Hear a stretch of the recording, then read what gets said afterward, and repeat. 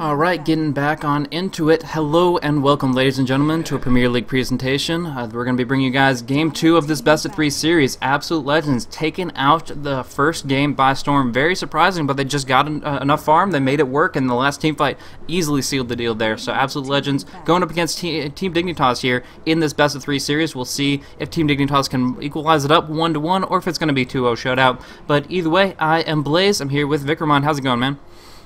Hey man, it's going well. Surprising game one, honestly. Dignitas were looking so good early, and then they just let it slip away from them. And I don't know. I mean, I think they can win the next two and take this best of three, and they really need to if they hope to get a playoff berth for the Premier League. Because of course, Dignitas, a team that they're very competitive. I mean, they're going to be top three for the defense this season. They're well on the way to going to the playoffs of the raid called Dota 2 League. But in TPL, they're only 2-3, and so they have to basically win here and then beat Roxkiss and Virtus Pro, which is a big uphill battle. Roxkiss, I think Dignitas would generally be favored against, but VP is one of those Russian teams that Dignitas just has a lot of trouble with.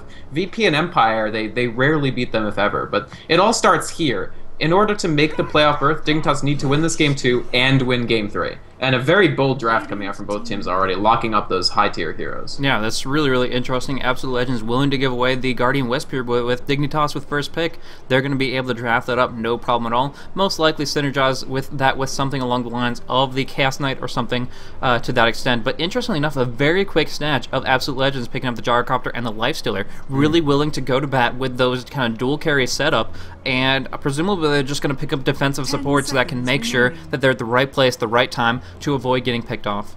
Right. This has its advantages and disadvantages. And also, I mean, the respect ban of the Alchemist, first banning, that's quite a respect ban. I mean, Dignitas really, really scared of that Alchemist after that first game. But the thing about this AL draft is it telegraphs their plan really, really hard. Because their main Lifestealer player is Unicorn. They're going to have him on Lifestealer. It's probably going to be a tri-lane. And then the Gyrocopter mid. It's not going to be a support Gyro. It's probably just going to be Rise up on the Gyrocopter mid, just like last game, with the hard carry Lifestealer. Dignitas, meanwhile, aren't afraid of telegraphing their draft either. I mean, they're going the classic CK Wisp, the Russian special over here, and then the Magnus added onto it. Sorry, had a quick death fit there, but anyways, yeah, you're right. Yeah, but we do see an Alchemist ban to start things off. That's pretty interesting. A little bit of respect, a little bit of irony in that situation, where I don't feel it was that big of a threat, considering how difficult it was for Unicorn early on to find kills, but it's something that, like, okay, well, we don't want to take this late against a super try-carry type setup. Gyrocopter and Alchemist working great together, but having a lifesteal on top of that, they're just, I'm afraid that, I guess, the late game won't work out for them, or they're just having some fun with the bans. Either way, having this Magnus in the draft is great to counteract both Lifesteal and Gyrocopter, as long as they can outposition them. Going in, getting the reverse polarity up on a raged Lifestealer or a BKB Gyrocopter negates the damage, but the disable will still be there, and that's kind of the key for them there. Along with that, Rubik getting picked up by Absolute Legends seems like the most obvious counter draft there. Chaos Bolt is amazing, Reality Rift pretty solid, and the reverse polarity, if Rubik can position himself nicely, can completely turn a fight around and set it up so Gyrocopter can just just I don't know, I messed up my words there. Lay waste. Lay waste, yeah, that's the word. I got it. Okay. Your intention was clear. Yeah. I mean, there's almost no bad spells to steal on this team, and every single of these spells is very, very strong, with the possible exception of, Overcharge. I think yesterday we saw a Rubik steal Overcharge, and I was like, not ideal. Everything else, though, I mean, lots of very, very good steal opportunities for this Rubik. I love that pickup. The interesting thing will be this ban phase. AL, I think, really just wants to target out strong supports against Lifesteal. I mean, there's Shadow Demon. We could see a Bane ban. I think the most likely thing would be that if Bane is in the pool, Dignitas will pick him up, because they are going for this sort of Russian style, the big team fight from the Magnus, the huge initiation and global presence of the Wisp Chaos Knight. And Bane fits into that pretty well, because he's good in a sort of ganky mobile composition, and he's good, obviously, against Lifestealer due to that Fiend's Grip. Yeah, very, very much so. So this final ban, what are they going to take off the board here? Team Dignitas has gone with the Undying and the Nature's Prophet, two very, very different heroes for different reasons, but in this position here, I guess they just don't want to have to worry about counter ganks, and with that, the Nature's Prophet having that teleport presence, the Night Bomb. yeah, those kinds of things, really, really big deal. So Disruptor might be acceptable, or Lone Druid. I mean, I've seen the Bear, the Lifestealer within the Bear multiple times over. It can be very, very prevalent as well. But rounding out their bans with the Tinker, taking that off the board, it's a little bit weird, but I've seen Dignitas, specifically Thog, run Tinker to great effect previously, and it's something that most teams actually have seemed to be a little bit afraid of when they're drafting up against Dignitas here. So, yeah, it's a good Dignitas pocket pick. They've used it a lot. In this case, however, Magnus, if they had run with the Tinker mid, Magnus side lane could be in a lot of trouble depending on what apps AL filled out their tri lane with, just because you get that lift up from the Rubik, and even if he skewers, a lot of the time you can't actually cover enough distance. But they do go with the Visage, so the other Dignitas pocket pick. Yeah, it's really, really interesting how it's actually Aoi that usually runs the Visage there, and runs it in a very dynamic way, but it has such great lane presence with the burst that usually comes out from heroes like Chaos Knight and Wisp. They can just deliver really, really quick pain. And speaking of pain, Queen of Pain going to be drafted up to go up against the Magnus, just go really, really good in that 1 versus 1 matchup, especially if she goes for rank 2 Shadow Strike, just controlling the lane and controlling the runes very effectively. Sure, and now this transitions this gyro into much more likely of a... Actually, there's a couple ways that they could go with this. They do have the option, it's not often that we see this, but it does happen, of something like a Lifestealer in the hard lane, or even the jungle, really, and then a gyrocopter-based tri-lane. I'm not sure that that's what they'll go with. It still seems far more likely to me that it's going to be Unicorn on the Lifestealer, a tri-lane top with the support for their 5th pick, and then whoever their fifth pick is going to be their long laner, and then Gyro, Rubik, Lifestealer, tri-lane. So this is really, really interesting way to run this here. They have a lot of different options with this setup here. Most likely, it's honestly really hard to say, but most likely we're going to see the Visage in an aggressive position along with the Chaos Knight and the Wisp and the Weaver running by himself, but we have seen Weaver run very aggressively by Dignitas themselves very, very often. The Undying was something that can do very well in that lane situation, but here Weaver's just happy to Shikuchi on through, dish out a lot of damage, just be the kind of that unexpected damage output that they don't really focus on too much because he's very survivable and escapable. He's a very slippery little fellow, but with the Geminate attack and a little bit of a buff to Shikuchi recently, especially the top out ranks, Weaver is a really great source of damage that, unless they're going to commit a lot of sentries to, they're not going to be able to do too much to lock down. Right, and Weaver is surprisingly, he's really good against Lifestealer is the other thing. He can Shikuchi in response to the open wounds, and then it really isn't going to do much when on him. He does good single target damage. Early on, he can actually level Swarm and reduce that Lifestealer armor to make him surprisingly squishy, and it comes out as a Tidehunter. So two interesting hard lane options here. It's going to be the Tidehunter on the one hand, and then the Weaver for Dignitas. And I like both of these picks, actually. The Tidehunter will give them a good response in big engagements with the Wisp CK. And yeah, I mean, I think it's good overall. The question will be, how is he going to survive on the hard lane? Is that going to be possible for him? Because there is a lot of slows and stuns and other junk coming out from the Dignitas tri-lane. There is another option that I'm only just now considering, in the sense that they could try for some kind of aggressive try with the Gyrocopter as a pseudo support, not prioritizing farm too much, but still dishing out a ton of damage. I mean, Flat Cannon was base damage, maybe a homing missile to follow the telekinesis, those kind of things coming in. Yeah, I mean, they definitely could do that and make sure the Tide gets some good dedicated experience. And I think that's going to be much more relevant because they're looking for something to counteract that Wisp when he jumps in. When the Wisp commits to a fight and he gets level 6 pretty quickly compared to most supports, they don't want to have the Tide sitting around level 4 trying to get to that Ravage and not having that option yet. So I do think they'll run solo safe. Now, Tidehunter versus Weaver is a pretty tough lane for Tide. If he aims, like if he manages his Anchor Smash very, very well, Weaver is very short range. So he only has an attack range of 425, which is not the worst in the world, but it's hardly the best. So Tide can sort of play a little bit up and get that Anchor Smash off, because Weaver also has very low HP. But at a baseline, it's going to be tough for Tide, just because Weaver can spend his Geminates to harass him, and also just jump on him with Shikuchi. Depending on what the Weaver builds out, he could go quite aggressively and just really, really bully that Tidehunter around.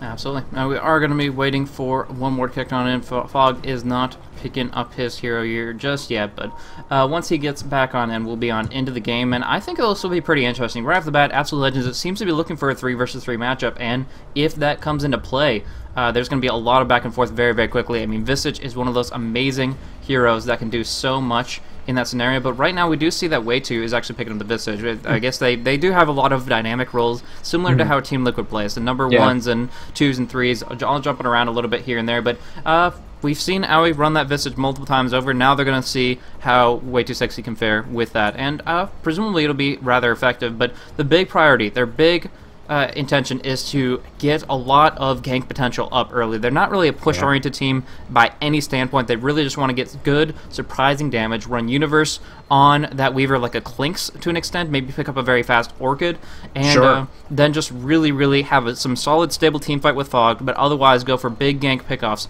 with Aoi, Tides, and Way 2. I love the idea of Orchid Rush on Weaver, actually, because it's going to be very, very good against that Lifestealer, who otherwise I actually think they're going to have a little bit of trouble dealing with. One of the problems here of this late Visage pick is that picking a Visage into a Gyro... I'm actually getting a ton of lag. Are you okay on ping on this? I'm perfectly fine, so... Oh, no, it's just my end then. Okay. If you run a Visage into a Gyro, you run the risk of those familiars feeding like crazy, because of course Flak Cannon from the Gyrocopter will hit all of the familiars. Mm-hmm. So if that ends up giving Gyrocopter a ton of gold, it's something where they're going to have to try to take the Gyrocopter out of the fight first, especially if Visage is participating in it, and that frees up the Lifestealer to just, be a holy terror, more or less. Yeah, most definitely. Now, we do see kind of a 5 versus 3 scenario coming up really, really quickly, but I believe they got enough vision to know that they don't want to be anywhere near that area for the next, 20 to 30 seconds. That's something to keep an eye on there, but otherwise they're going to get some good ward action there, try to negate some pulls in unorthodox ways so that possibly it won't get sentryed out, but Way 2 does have a couple up his sleeve, and from there it should be pretty easy to enable that once more and make sure they can control the positioning of the lane and make sure that they are going to be able to capitalize on the enemy's overextended positions, and if they don't try to contest it, they're just going to lose out on a lot of experience here. But Miracle is picking up that supportive Gyrocopter. A lot of consumables picked off right off the bat, looking at 113 net worth for him, and that makes sure that they're just trying to set up Unicorn pretty hardcore here to go in that scenario, go in and get a lot of free farm, but it's easier said than done. I've talked about the Visage a couple times over, but you just can't underestimate. When Visage hits 2 and 3, he will do so much. This try versus try is going to be a difficult proposition for Dignitas, actually, because at level 1 particularly, Wisp just has almost nothing to offer in that try lane. Once he gets 2 levels of Spirits, at level 3-ish, Wisp does actually become a fairly decent participant, but before that, Visage, Wisp, CK is going to be potentially quite soft to Lifestealer, Gyrocopter, Rubik. If somebody gets lifted, they could easily just die right there. Yeah. Haste actually up on Weaver, so speaking of, Mania's going to take some big harassment here, but doesn't go for Geminite level 1. In a 1 versus 1 situation, that's probably the best option in my mindset, but he just wants to make sure that he's going to be able to maneuver and make sure he can do a lot of damage. Also just kind of a quick, easy go-to level 1 spell, but in this scenario, he wants to harass Mania back up really, really early on, and I definitely think he has the tools to do it, even up against the Stout Shield and later on the Kraken Shell. Right, I do like the Stout Shield pickup from Mania. If he does level a Kraken at 4, it'll give him a little more survivability in the lane. He could level it at 2 as well, but generally not recommended. We'll see how he feels about the lane. But Lifestealer feeling very confident about the lane indeed. You can see he went for open wounds first. He's not even waiting to see if he might need rage, because frankly, he doesn't need it. There's not much in the way of stuns or anything that's going to come out early from Dignitas in this try lane. But now we do see the open ones coming out right off the bat. But we do see 2-second stun on Miracle, going to dish out quite a bit of damage here, but it's just a little bit back and forth, and I feel it costs CK a lot more as his mana is just not able to sustain those kind of exchanges. So we do see Lifestealer already has another open wounds up and ready, whereas Aoi has to pop off that Clarity just to get up and rolling in that regard. So I think it's good to just make those trades for Absolute Legends, wear down the enemy gradually, and soon they will be able to commit to something a little bit more when those level 2s strike out. But now we do see Miggle in a bad spot. Aoi will get the Rally Rift, Tether stun, follow up with that Chaos Bolt, rank 2, and now Vitz is just grave killing him up, so the right clicks will follow through for the first blood. Tides the time picking that up, will get hit by the homing missile, but it's Aoi that they're going to focus down the creep, blocking in. He has to try to go through the trees, finally gets past that really unfortunate zoo of opposition. Visage going to fall to the Gyrocopter. Unicorn just in pursuit, but happy to pick up that 1 kill in exchange. Unhappy that the first blood actually did go to the Wisp, which helps him out immensely. 750 gold in the Wisp. He can go for boots now. He can upgrade the Courier. Just plenty of different things to help him out. Magic Stick would actually be extremely good in my mind. It's actually a bottle. He's going to get a bottle delivered. It works. But definitely great for Dignitas to pick up the first blood there. If they can get the advantage in this lane where just fundamentally they're disadvantaged, that's just a huge, huge lift for them. Because the Weaver is obviously going to win his lane. It's 15 last hits to 7 right now. It actually might have changed because I'm just getting horrible lag for whatever reason. But, so Weaver's going to win his lane. I don't think Magnus is going to have too much trouble. Magnus has no chance of winning a lane against Queen of Pain, but he can hold his own in some respect. Yeah. So it's really the try versus try that they need to make work out. And if it does work out, if they get the quick 6 on Wisp, they're in pretty good shape. If it doesn't work out, then they're in very, very, very bad shape. Yeah, absolutely. So I love Universe's positioning here, going in on Mania very, very aggressively. Geminate's going to be off for a while, but just manning up on him. Tide only has one more Anchor Smash left, and even though he will dish out some damage, Universe still has a couple Shikuchis up his sleeve. Could actually have brought him down very, very quickly, but knows he doesn't have much to sustain him on the lane. Only a Ring of Regen that will be later built into a Tranquils, but until that comes out, he has to kind of fall back and play his cards right. But the best part about it is that Mania doesn't have any mana to work with here. And by the way, if you need to reconnect on, just disconnect and reconnect real quick just to make sure that you're getting up-to-date information from the game, then that's perfectly fine by me. But we do see this exchange just continuing to go back and forth. Aoi wants to try to pick off Miggle once more, gets a double tether stun, now trying to go on through, but taking too much damage right here. Tide's bottling up to help him out quite a bit, but 3-second stun on Lifestealer, but they can't finish off with any damage. Way too sexy, needs to get this Soul Shunting off onto Miggle. He gets it to finish the job here, and I think that was almost solo experience, but he does get dropped down by the Rocket Barrage in the end. Miracle, or no, actually, the Unicorn being able to pick up that kill for himself. Another trade, but again, Dignitas I feel like are willing to take trades. It looked really bad when it seemed like Miracle might just Rocket Barrage Aoi to death. Yep, and just good harassment from Universe, doing exactly what he needed to accomplish, and a little bit of overextension for Mania, thinking he could handle it, but with the Tranquil Boots up on Universe, he's willing to drop down to very critical HP because Tide doesn't have any finishers. Franco on Gush is most efficient way to build, especially since he needs that Anchor Smash up early, but it also means that he's not going to be able to do much to scare off the Weaver. If Weaver is out of auto attack or Anchor Smash range, he can have literally only 100 HP and still be perfectly comfortable with his position. Double Sage's Mask, by the way. I think he might go for a Medallion. I was going to comment on that, but then I was like, that's a pump. Okay, down bottom, Miracle taking a lot of damage. They do get the pick off on him, now going for more, but the Chaos Bolt's on CD for a while. Tide's out of bottle charges, means he just has to tether stun and walk away. Aoi very, very low, living with 20 HP, and the movement speed is enough for him to get out of there. I think the Stout Shield might have saved him. In the end, though, the Wisp did get dropped down. Well, I think was looking for another tether to pull himself back to the CK that he just had left behind. Now Vis is getting dived on, but raging out of the Chaos Bolt. Nice play there, getting the kill, double kill killing spree. Here comes Wisp to try to clean things up, but he doesn't have that much to work with here. They need to get a little bit more mana. They bottle up, but the Infest almost brings Aoi to his knees here. 130 HP. It could have been very, very dangerous, but I think it's just short as far as the damage output there. Yeah, and good Infest. I mean, he had just gotten the experience to actually infest, and if he hadn't infested, I think honestly he could have died just with the Reality Rift. Aoi had the mana.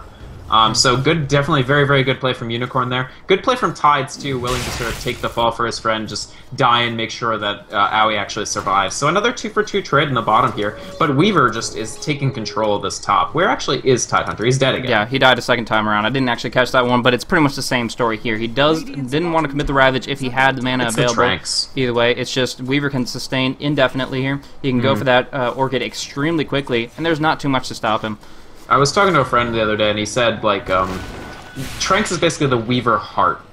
Yeah. Because, like, he has such little HP that the heal is tremendous. Too much. They do get a 4 versus Rocket 1 Barrage and Scream able to finish off the Wisp. They won't be able to dive underneath the tower, but although the Queen of Pain transition feels completely unnecessary, it was still a good maneuver for them to pull the Wisp out of position. The Tether Stun came out, but just a little bit too late. He was too shy of HP, and from there they were able to just get that little bit of extra to finish him off there. And without a Wisp available, Aoi is pretty much dead in the water. He has this Observer Ward stalking him. They have full understanding of his positioning, and he really relies on that Wisp to be in the right spot, the right place, the right time to keep him sustained with the bottle, and also just get some good stuns off whenever he riffs. So that's a really, really big deal there. But we do see a quick, with underneath the Sentry Ward, an Observer Ward just to get some vision, but immediately dewarded. So 6 minutes of wards wasted out of that. AL are putting the screws in this tri-lane, which I like. I mean, it's very good to see them being aggressive and actually trying to take an early game, especially when they have such a basic tri-lane advantage. Now, they haven't been able to leverage that into a huge advantage just yet, But they're doing a good job, I feel. They are getting those kills. They are actually pressuring, putting a lot of pressure on Dignitas to make sure Aoi actually stays, stays up there. And he is level 4. What's the Lifestealer situation? Lifestealer is level 7. So actually this aggressive Trillion has definitely paid off for them. The flip side, of course, is Weaver is well on the way to his Orchid.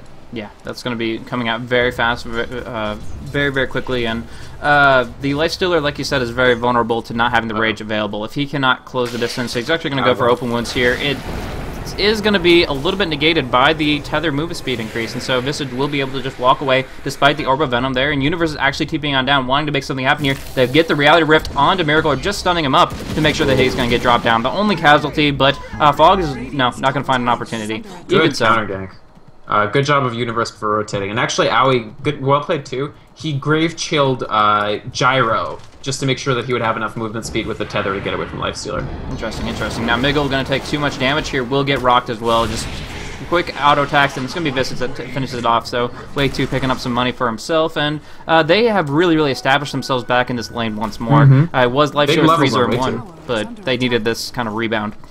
Definitely, and Way 2, I mean, up to level 5, honestly. That's pretty good. He's above both supports on on a Visage. They do not stop here. Left, they're going to finish off the Visage really quickly up on top lane. And Invisible Fog is going to look for an opportunity to skewer forward the Mania, who is wanting to try to stay near the creep wave, but just a little bit of clairvoyance, understanding of Fog's potential, is going to go very, very far behind his own tower and try to stay as safe as possible.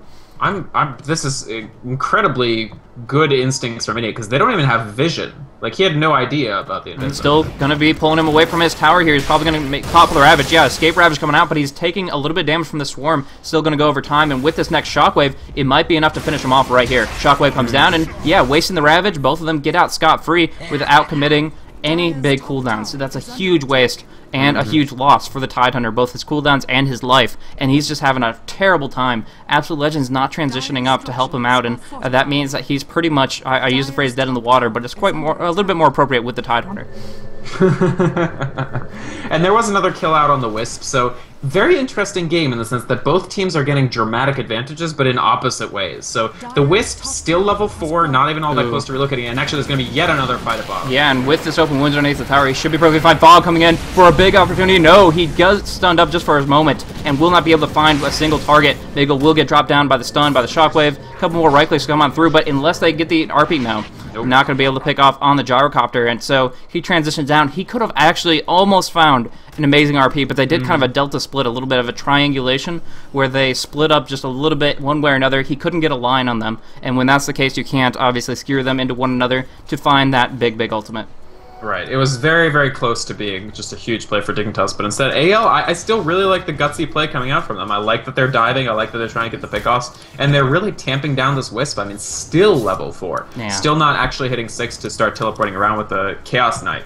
And the longer this goes, the longer these guys stay under-leveled, the less that Chaos Knight matters at all. Now, luckily, Dignitas did give themselves an escape valve, and I really like this in their draft, and it's the Weaver.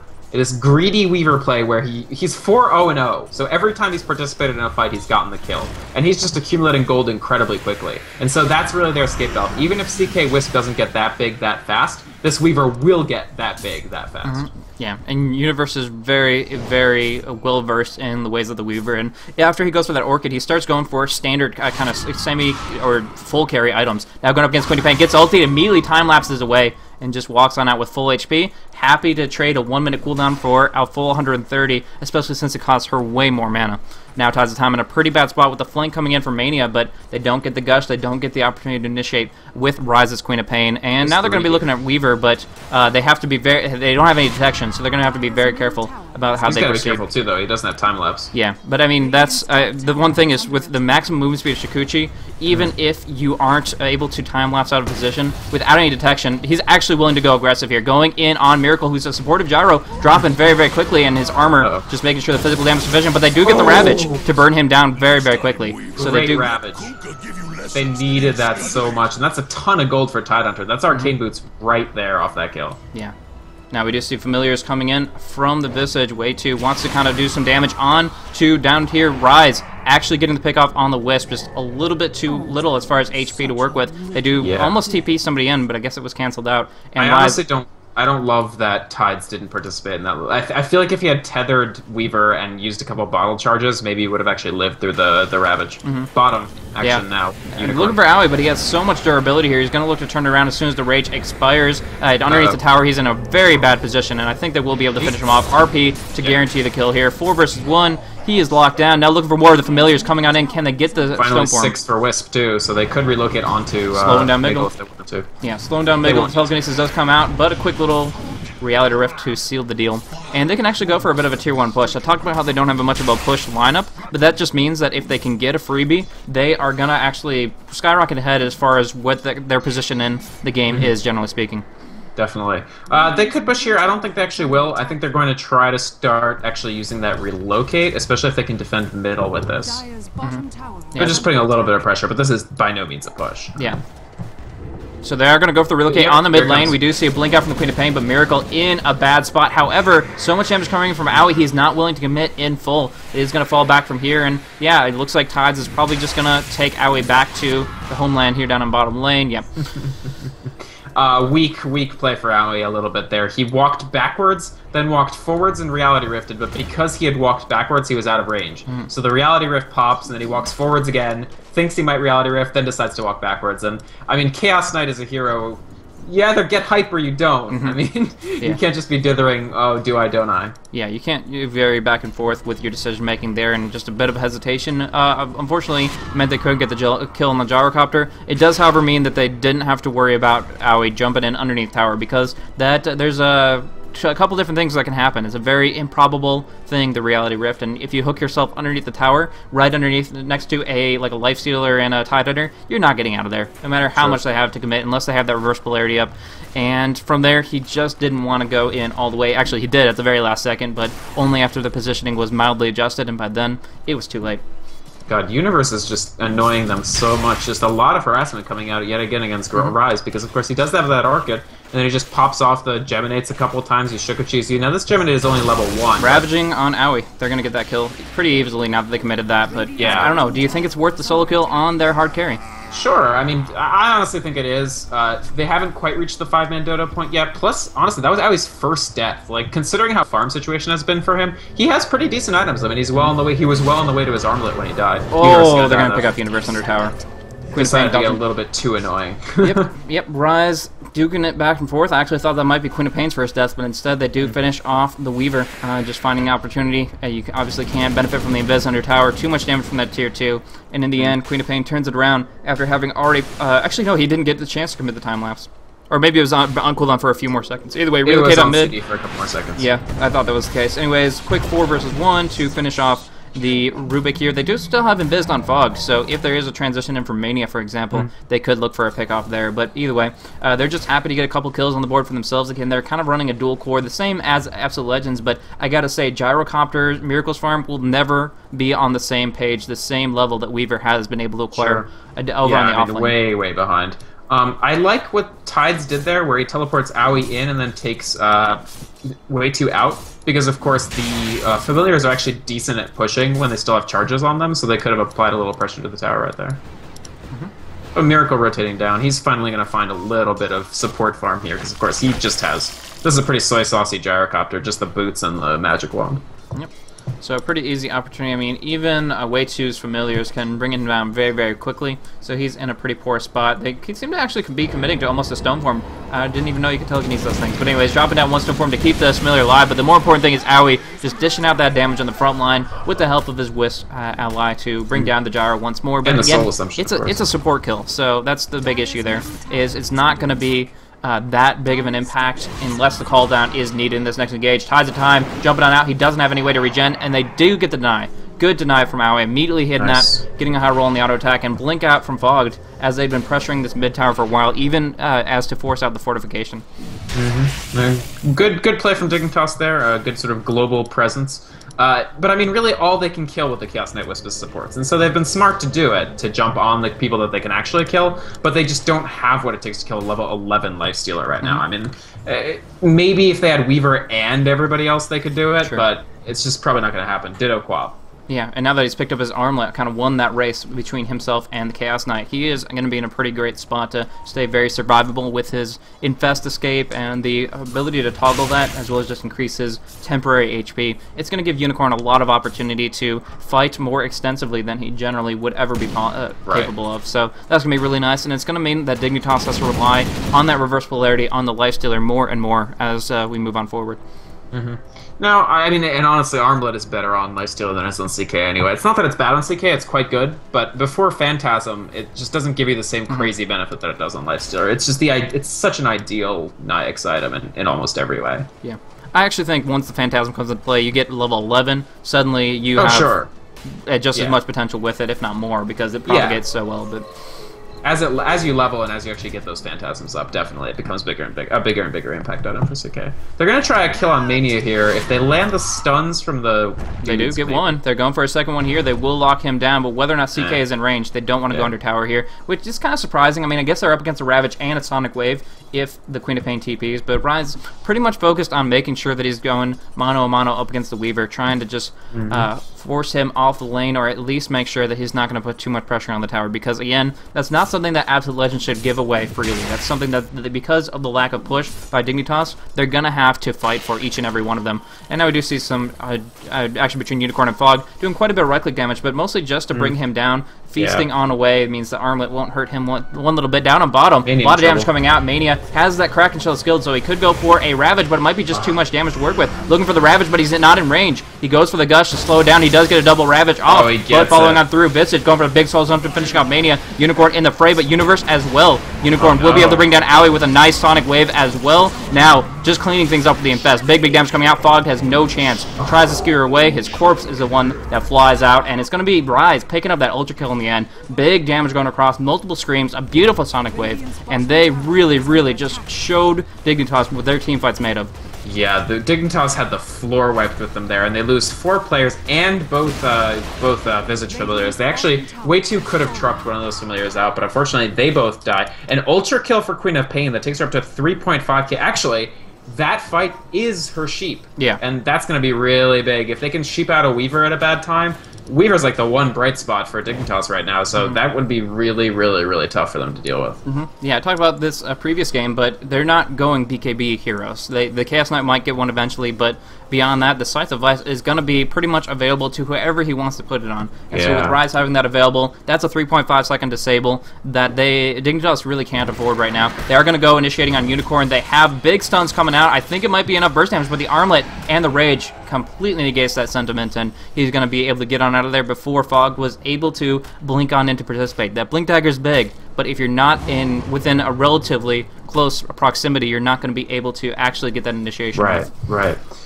I mean, I don't want to say that Chaos Knight Wisp can't scale into late game, because of course we saw yesterday's game where Chaos Knight Wisp was a pretty big deal at 60 minutes in, but I do think Dignitas are in a tough position here. I mean, Lifestealer is getting very good farm.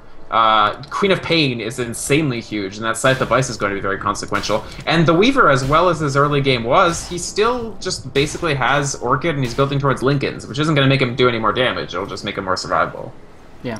Absolutely. Now we do see that they got the deny on the mid tower as well as a Blink Dagger to counteract the initiation of Magnus, and I kind of feel that Mania is a little bit better suited for the counter initiation role, whereas Magnus really has to be focused on a specific tiny minuscule timing where they're all clumped up. Mania has a much wider reaching ultimate. The Ravage is great in the middle of the fray when everybody is about 500, 600 units away from a single person. That's where you jump in, and with that Blink, follow that up with Call Down and Flat Cannon, assuming that Miracle actually survives on through the initial foray. He's going to be able to dish out a ton of damage even at his lowly state as a 73 damage support.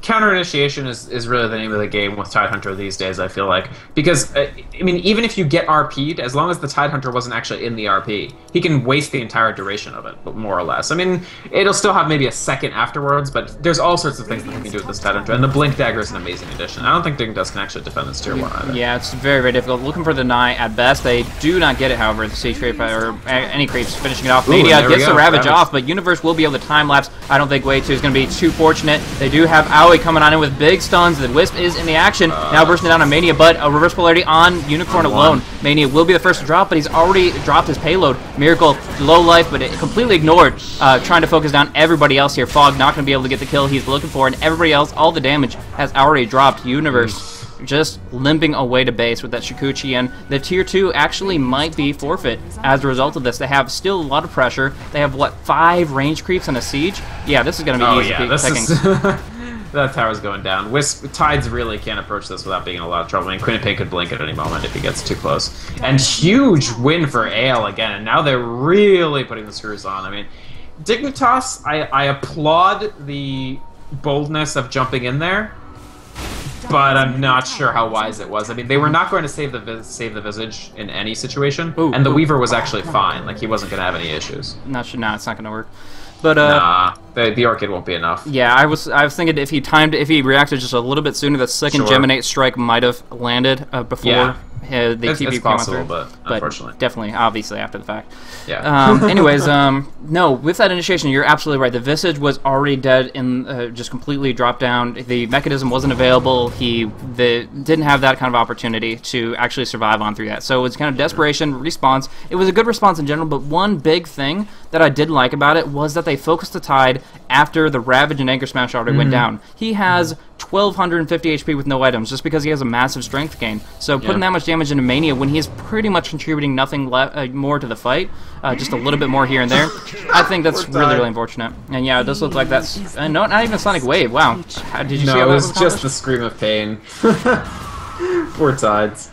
I mean, I know that he doesn't have a mech, but big fight jungle. Yeah, trying to bring down Unicorn. Nice armlet toggle to keep him up in the moment. Does get inside Mania here. Gonna try to get on out, but too much damage. The Infest comes on through. That is 2 casualties already. Now going in, they burst down the Visage on the back end. 4 seconds stun to the Queen of Pain. Aoi needs to get out. Gonna go for maybe an armlet TP after picking up that double damage, which Sheep will completely negate that. And with a Soul Assumption coming out from Miggle, they're gonna easily steal that deal. Universe, the only one to be able to get on out of there. Fogged as well, but he really didn't jump on in much after that first RP. Yeah.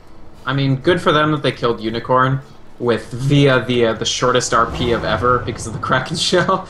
But I mean, they didn't get that much from it. I don't think they'll kill Queen of Pain here either. Nah, good damage, but I mean, it's just gonna try to force him back. Fogg's actually in a terrible spot. Sonic Wave comes out. The homing missile has been closing in on him. Relocate will come forward, but it's only going to be Tides of Time trying to get some revenge onto Rise. Oh, maybe. Don't think it's possible. Waiting for Spirits, they do a lot, but it's just not enough. Blinks away. Here's Universe to clean it up. Nice action. So if it was Tides alone, he definitely couldn't accomplish it. But with the little Beetle coming on through, able to really actually make some magic happen there. And of course, that's a big kill. 653 gold for that kill on the Quap. Like, that's a pretty decent coin purse right there. Just because he was, what was he, 8-0 before that? I don't even know. I think he was 8-0. Yeah, he was 8-0-6, yeah. Yeah. So I mean, that was actually a pretty critical kill for Dignitas because otherwise they were walking away from that fight basically with a 2-for-2 trade. Which sure you killed Lifestealer, but like, meh. Oh no, Way 2's in a lot of trouble here again. Yeah. Oh, maybe not. I mean, they're not willing to commit that far because they don't know where the enemy is. Even with Relocate down, CK is still very fast. He has 380 movement speed right now. Yeah, added in 20 for that for the tether, and he can get across the map pretty quickly. So going in that kind of position with only those two, they didn't have enough backup to pursue on that without risking their lives very substantially. Yeah, you're definitely right about that. And Visage hard to gush too because he just responds with Grave Chill, and it's like the gush never happened. So he does have pretty decent escapability in that respect against soft like slows, not against stuns. So Weaver, I mean, Universe is going to build out his Lincolns. I do actually like the Lincolns just because there has to be some response to the Sheep on Quap, and I think that's a pretty good one. Yeah, exactly. So that's going to help him out quite a bit. There are other ways to work around it with Open Wounds or Shadow Strike first, but in general, he's going to get plenty of survivability through it.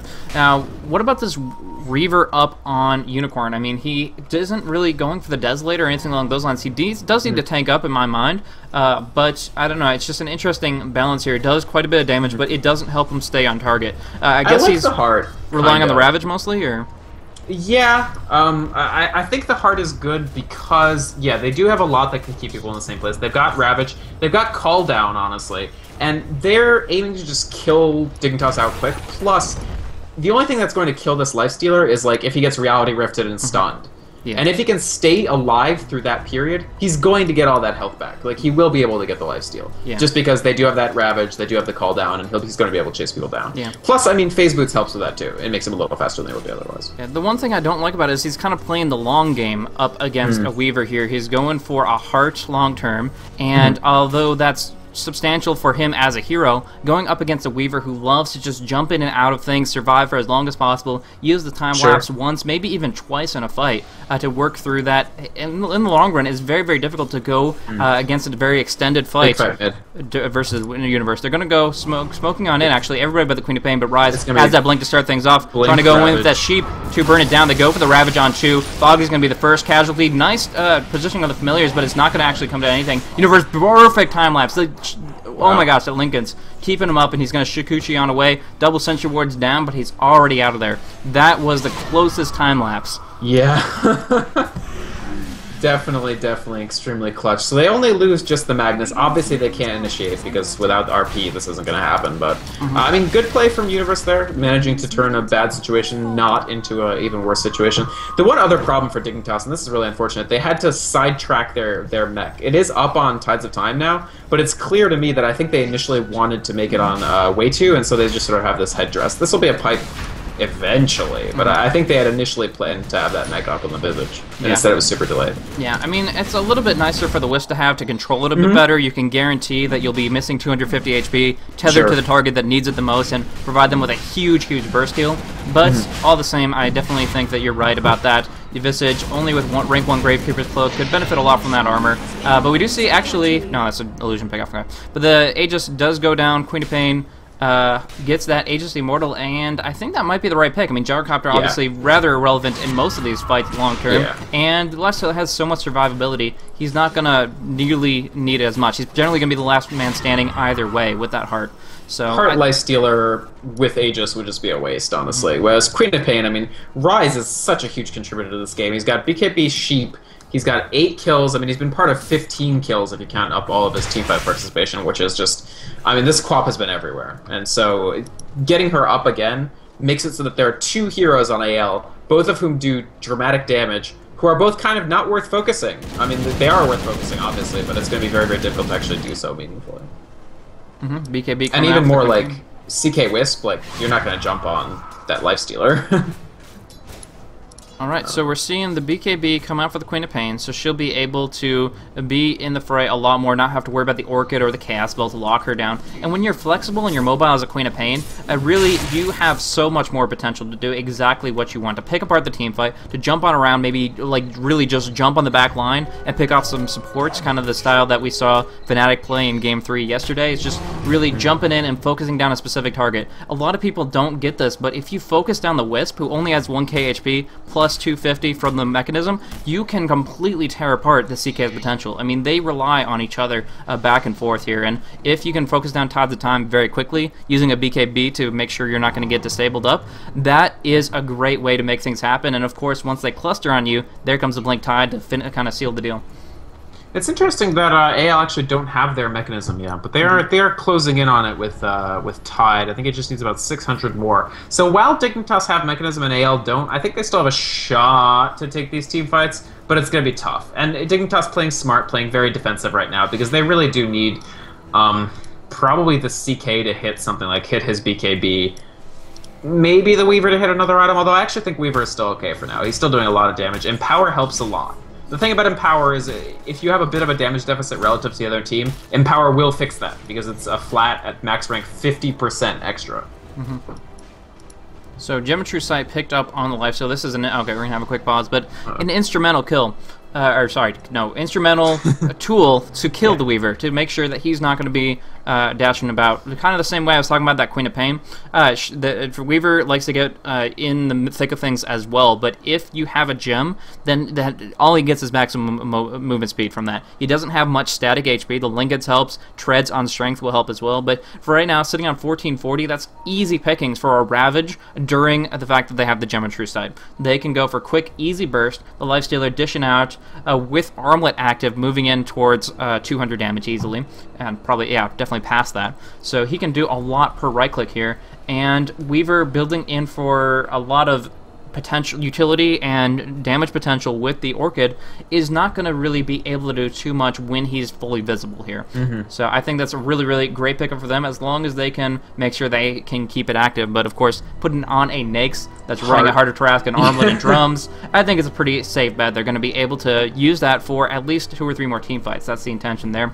So right now, Dignitas' game plan has to be to turn things around, to get a big reverse polarity, and try to make things really, really turn around for them, focusing down the Lifestealer, or just picking off that Queen of Pain through raw right-click damage. I mean, there's still plenty of that on the board from the Weaver, but it's a difficult scenario to be in, really is. It's very, very tough. At this point, I mean, the Orchid, initially when it came out, I was like, oh, this will be great against the Lifestealer, but you know, it's not even as great now, because if you get the Orchid off, and you do a lot of damage, that 25% extra may still not be enough to chew through this entire Lifestealer HP pool. Whereas at least if you land the Orchid on Quap, you might be able to bring her down, or at least force her to Aegis, and just make sure that Sonic Wave, those Screams of Pain, aren't happening for that critical span of time.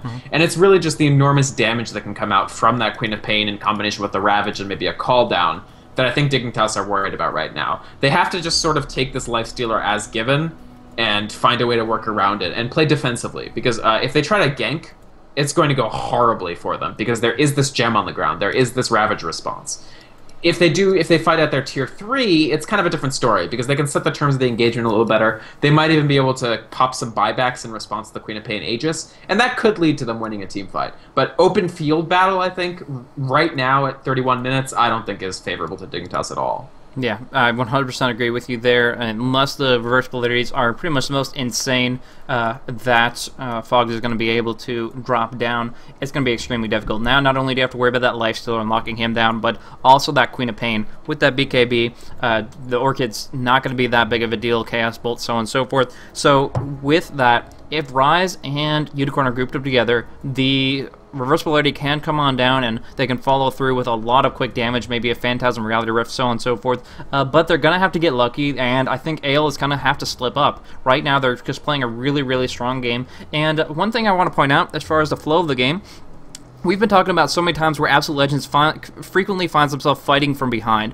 where they've been on the back foot the whole time, and finally their carries just hit this threshold where they can actually be very relevant in team fights. But that's not really what we're seeing here whatsoever. We're seeing them take so many towers, have tons of map control, win an aggressive tri lane, and although their Tidehunter had some issues, that's the least of their worries now that he has a blink and almost a mech. So they are actually in full control of this game, and you can see that just by the goal graph and experience alone. That's a great point, Blaze. And the fact that they went for the throat, exactly the correct game to do it in. Because if we had seen the typical AL, like, fall a little behind, you can't fall a little behind in the first 10 minutes against CK Wisp, because you will find yourself way more than a little behind at 20 minutes. And so AL they did play very, very smart. They took the right approach. They took that aggressive tri-lane. They made it work. They put pressure on Dignitas. And now, I mean, Dignitas really have their backs to the wall. And if they're not going to get 2-0'd out of this, it's going to take some mighty inventive play from them, honestly. Yeah, most definitely, especially with that CK's current farm status, since we do have an extended pause due to Fog's current net issues, presumably. We're looking at the fact that Chaos Knight is only sitting at a measly 300 gold per minute. He was the #1. He was their priority in that defensive tri-lane, and the one thing I gotta say is we were talking about how it didn't really work out for them. One big thing is they didn't really have defensive supports. They didn't have a Rubik or a Jakiro or a Nyx Assassin. They had a Wisp, who isn't the best tri-lane supports in the sense of disables, can help with damage quite a bit, but it's just he only has so much to give. And from there, Visage also needs to make sure that he's staying alive. With AL's focus, with the fact that they were great at targeting early on, and the fact that the Weaver wasn't really the kind of hero that could transition down to help. He's not a Windrunner or anything like that. He had to kind of dedicate himself to just dominating the Tidehunter up top. From there, in that 3v3, I just feel Dignitas was kind of coming away empty-handed. The second they were out of position, Absolute Legends made them pay for it, and Dignitas' draft made it so that only the Chaos Knight really had the abilities to really make them pay for any kind of aggression. Right, and so when they ended up with that 3v3 situation, I mean, as soon as we spotted out the 3v3, we were like, It's going to take very, very tight play from Dignitas to actually not just die repeatedly. Because, I mean, Gyro deals so much damage, and Rubik can just make sure you're mispositioned. I mean, the Rubik telekinesis plus the open wounds can just make sure you're stuck there for that entire period of time. So after a few early trades that I think maybe slightly favored Dignitas, AL just sort of started diving and really, really dominating, putting pressure back on Dignitas. And the late hit of the level 6 for Wisp was really consequential as well, because it meant that by the time they could relocate, their relocate targets were basically Miggle, maybe Miracle, and nobody else, really, because they couldn't get Rise, they couldn't get Unicorn, and those are really the ones that they would want to actually pick up with those ganks. So another tower falling, completely uncontested, knowing they cannot fight them on open ground, and although Weaver's having a little bit of fun in the mid lane, other than that, there's really not too much to accomplish here. They're going to have to really, really defend this high ground with their lives, or they're going to pretty much lose their last opportunity in this game. So right now, Unicorn already bringing down the tower to 3/4, and they might just leave it at that for the moment, waiting for the next creep wave, waiting for their next window of opportunity, and benefiting a little bit from that Heart of Tarrasque regeneration. And they've got the Siege, so I think AL are going to try to probably bring this Rax down. Weaver's just counter-pushing, but they're going to have to bring him over pretty soon. Universe has to come back. Yeah, Fortification comes out, Weaver looking to TP, but he wants to finish off that tier 2 first. And now Universe, now that they've fallen back for the moment, Universe is willing to just put a little bit more pressure on the mid before falling back here. Wow. I mean, he can get a few more kills, but this is gutsy play, definitely. Just waiting until the exact last minute to come back. The tower is down. They don't have fortification available either, so now Universe is here, but they need this RP. They get a stun, 4 seconds on the Queen of Pain. Reality Rift her back in. Big damage come out, no crits yet. Reverse Polarity onto 2, so Rise will not be able to DPS during this, and he will, no, he gets mech'd. He survives. Counter RP from the Rubik. Sonic Wave comes out, it's a disaster. Completely turning around. Aoi gets dropped down from Unicorn, and the Aegis brings Rise back up into the action. Oh my gosh, that fight. Buyback from CK, TPing in, but the stun to try to just plead and dissuade them from the racks. It's not going to happen. They're going to bring these down very, very quickly. And that RP was pretty solid, getting Rise down to such low HP, but they didn't have any follow-up with that timing of the Ravage. And then from there, the steal of the RP completely sealed the deal for Absolute Legends to destroy that fight completely. The counter RP was an incredible play, and the reason it happened was they had that counter initiation. We talked earlier about how Tidehunter can just respond with the immediate Ravage after RP if he doesn't get caught out by it. And the fact that he did that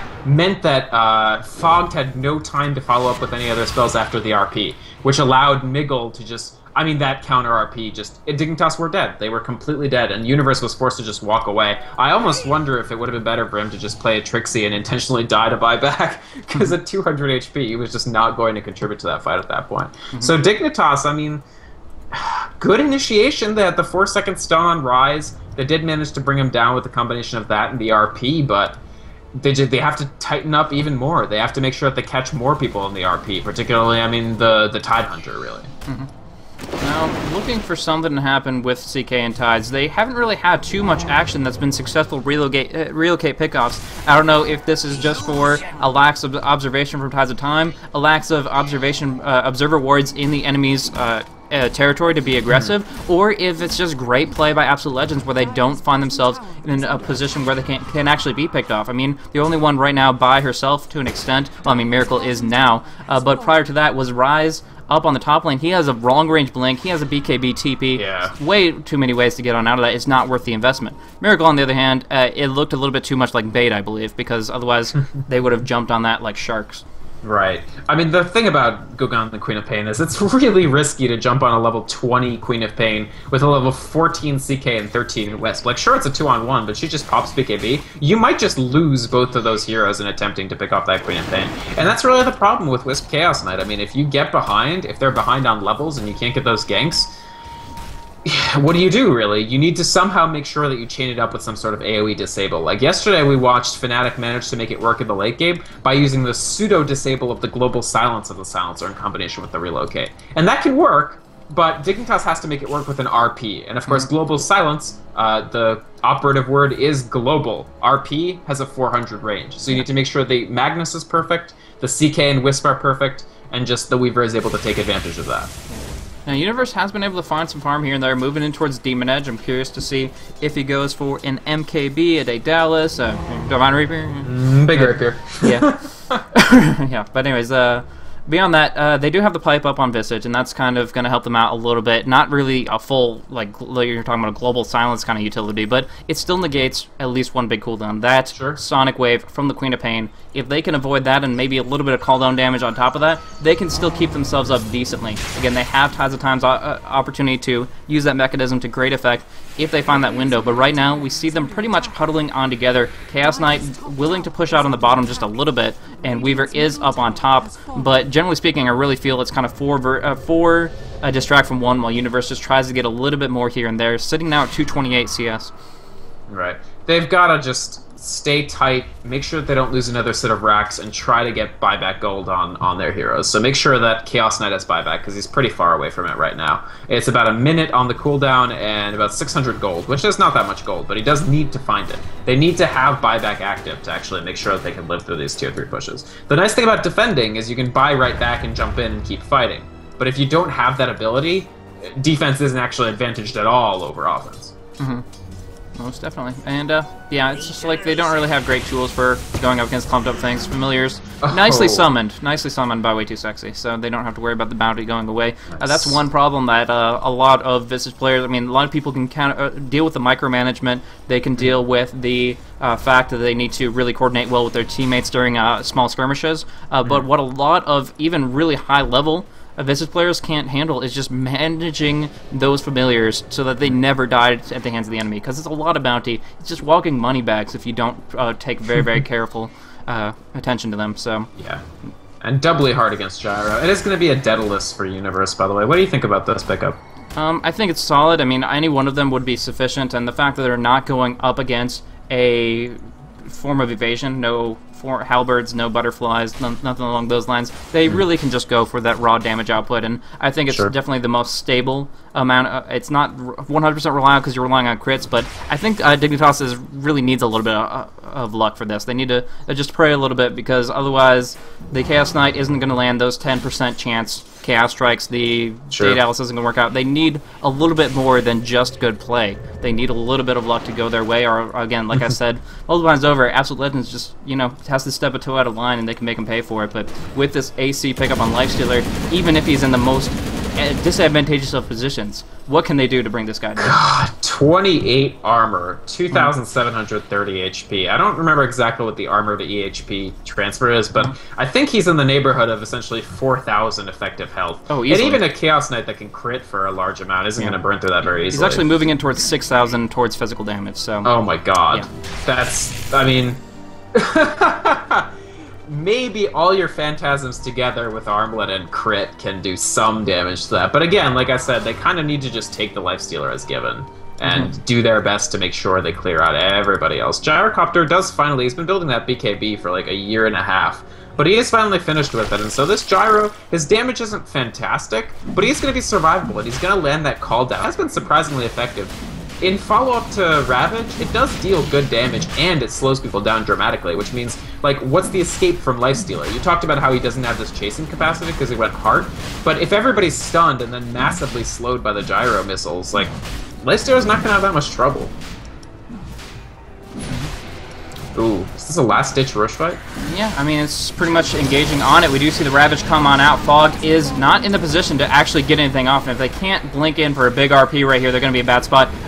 Do see a lot of damage on the Lifestealer. He does get 4 seconds stunned up, and Orchid, they really want to bring him down. There's no opportunity for a Ravage, so they get the RP. They get the Aegis in the ground, but they gave it to him, so he's back up and ready to go in just a few seconds. Now, we do see them all falling back to retreat with their primary source of damage, the Chaos Knight. I guess secondary compared to the Weaver, but either way, he's out of the picture, and now jumping in with a Sonic Wave. Ties of Time going to drop very, very quickly. And, yeah, Visage as well. So that's just too much. They cannot deal with it, and Weaver, even in a bad spot himself, without a time-lapse. All they need is vision. As far as Gem, still in the Rubik, but they can't keep up with him. They're just going to make sure they don't have to be on a wild goose chase. They're not snipe hunting here. They're going for the tier 3s in mid. Yeah, Universe is going to be okay, but that was really... I think that was almost the last thing Dignitas had in the tank, and they tried, they really did. Fog tried to jump in. He knew he didn't have a good RP, and good for him for not using it early. I mean, when he did end up using it, he did catch 3 people out. They did avoid the sort of calamitous situation last time where the Rubik just picked up the RP. But still, they lose Owie. He's still, we talked about how he needed buyback. He doesn't have it. And Orchid going out on a creep, that's not very tight play from Universe either. And they will take down the Weaver as well. Simple telekinesis. That's just too much for him. He does not have comparable effective HP. He went for Orchid, he went for Daedalus. Great items for damage, great for picking people off, but in this scenario, Lincoln's is not going to cut it. And they are able to bring him down pretty easily. Here comes CK to save the day, perhaps, but I doubt it. Here comes a little bit of Disable back in the other direction. Nice skewer to actually pull them out of position a bit, but Queen of Pain, Lifestealer so darn beefy, going to be able to just deliver the hurt. Looks like Way 2 will follow the Queen of Pain, and Owie just trying to get a single kill. Not going to happen. 5-0, good game, well played comes out. And that is just really, really smooth game from Absolute Legends. Very stable play, great early game, and they transitioned in, blossomed into a very, very powerful mid. I don't think Gyrocopter was that instrumental in most of the action here, but I think everything about their general mindset here, making sure they get huge farm on the Lifestealer, actually even better farm on the Queen of Pain. That's impressive. And I gotta attribute that to, well, I guess 10 kills, 14 assists, or maybe the fact that she just farmed so darn well, almost beating the Weaver out with his 263 creep kill. Yeah. So. Rise farmed like crazy, in between participating in nearly every tape fight. I mean, Rise was honestly huge this game. And the Gyrocopter, sure, he didn't do that much damage himself, but what he did do was he made Dignitas play very tightly together and sort of trying to stay away, making sure that they didn't get hit by that rocket barrage, staying away from the flak cannon. And it created opportunities time and time again in the early stage of the game, in the laning phase, for that Queen of Pain to jump in. And so, I guess this brings Dignitas down to 2-4, and AL up to 1-5. So their first match victory in this season. Yeah, very, very nice for them. Got to feel good to kind of break that loss streak there. And up against a team like Dignitas, a very respectable team. Like we said, they draft a little bit unstably, but in general, they're a good, very, very solid team with a lot of skilled individual players. It just didn't pan out in this situation, and as you can just see, that massive gold advantage. I mean, when a Queen of Pain can walk into your base when they're doing their fountain diving nonsense and outright buy a Dagon 4, you've got problems. You've got problems on your hands, so that's pretty awesome. I gotta give mad respect to Rise. His Sonic Waves are always on point. He really didn't have issues with the CK Wisp based on his hero, but beyond that, he was so great at making sure he found the farm he needed to, and like you said, participated hardcore, even as much so to gank with like the second rune that spawned. Like, he was down for a 4 versus 3 on bottom very, very quickly, and that helped him out to no end. So we do see that is going to be it. It was a best-of-3 series, but with Absolute Legends taking 2 games in a row, that is going to finish it off for us here. Now, we do have a little feature we bring to you guys called Ask the Pros. It's pretty much an interview with one of the guys from Absolute Legends. I'll try to get one of them on here and give them an opportunity to share their insight on the game. Maybe you guys in the chat can type out a few extra questions I can throw at him, so a little bit of indirect interaction there. But it is gonna, for those in Dota TV, that's going to be on twitch.tv/the Premier League, and hopefully you guys enjoyed the cast overall. I'm Blaze, and this is Vickermon. You want to plug your stream again? Sure. So yeah, people can check me out. Twitch, YouTube, Twitter, whatever you feel like. If you type Vickermond into your browser, it'll probably work. So VYKROMOND. And thanks again for the opportunity, Blaze. Very interesting games and great work from AL, I think. Yeah, definitely showing a strong showing of what their roster can really accomplish here. They've been forming their strategies very gradually. I mean, they've only been playing together for a couple of months now, and I think this is definitely coming more into their own style. They're more potential. They definitely have that late game secured, and they seem to be making drastic improvements game by game on their early game presence. So that's really, really nice for them, and happy to see Tidebringer back in, or Tidehunter back in the pool a little bit. That's pretty fun as well. All right, thanks, Blaze. Okay, thanks, and have a good one.